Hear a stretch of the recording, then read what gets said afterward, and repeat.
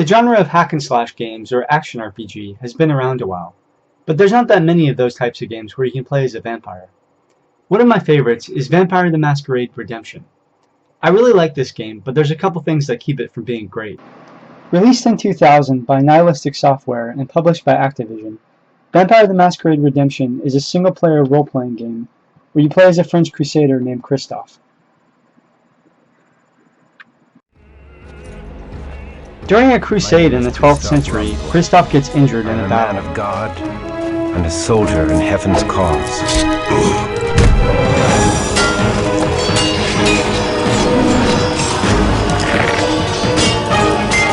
Christophe, on guard! Behind me!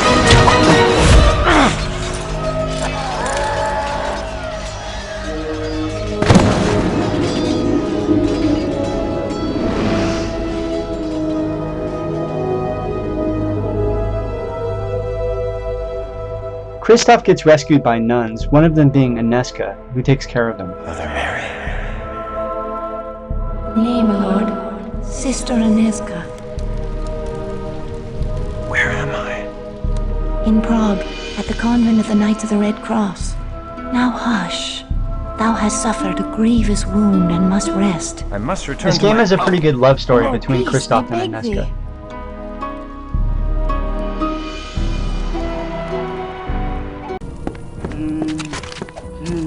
After the convent gets attacked by demons, Christophe decides to go into the mines to take out the evil that lives there. Tomorrow I shall venture into the silver mine and flush the vermin from their holes. Thou must not. Thy wound is too great. Nay, I am resolved. They will pay in blood for the fright they have given thee. Oh, sir, should they harm thee, my heart...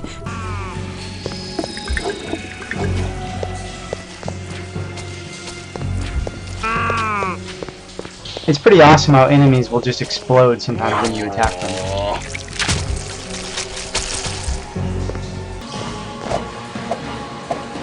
After you defeat the first boss, other vampire clans take notice of Christophe's strength, and they want to turn him into a vampire. Now come to me.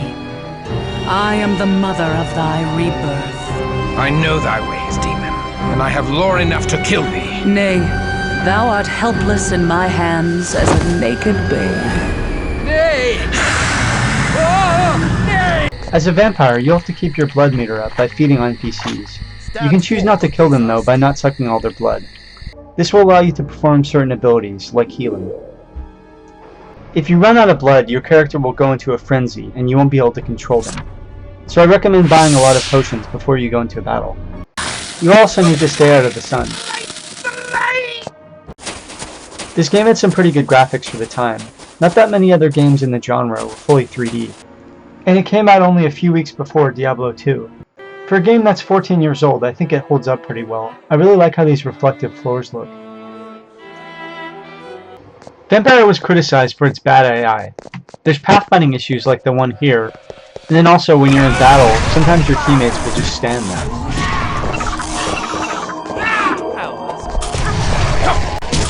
You can take control of your party members, which is good to do because they're not much help on their own. A lot of the times when you're walking somewhere, your party members won't even follow you. For whatever reason, it's usually the middle character, so I always take control of him. The later part of the game takes place in modern day. There's new weapons like pistols and shotguns, but they aren't as effective or as satisfying as the melee weapons. I think this part of the game is cool, but it feels rushed. It's really short, you only go to 2 cities, and it's like the developers just put this in at the last moment. So much of the game is spent in the Dark Ages getting cool weapons and items. It's kind of frustrating that you lose most of them. You get to keep one weapon and end up using it more than the guns, because it's annoying that you can run out of ammo. The AI is still really bad in this part of the game. NPCs get stuck walking into things, and some will clip through buildings. It's kind of surprising that there was a patch to this game. Despite these flaws, I still think this is a fun game. I like the combat in the Dark Ages part of the game, how you can behead enemies. There's also some pretty cool boss battles. Just look at this guy.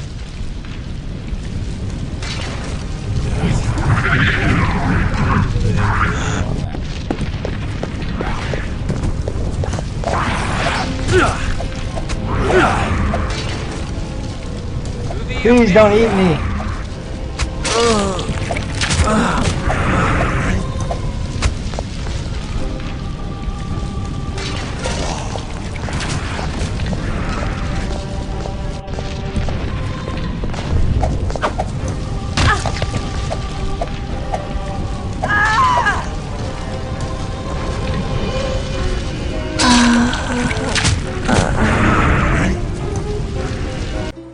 So is this game worth playing?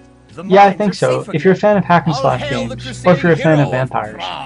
It may not be the best game out there, but I think it's pretty fun, and it has a good story. It's only $6 on GOG.com, so for that price, I'd recommend checking it out.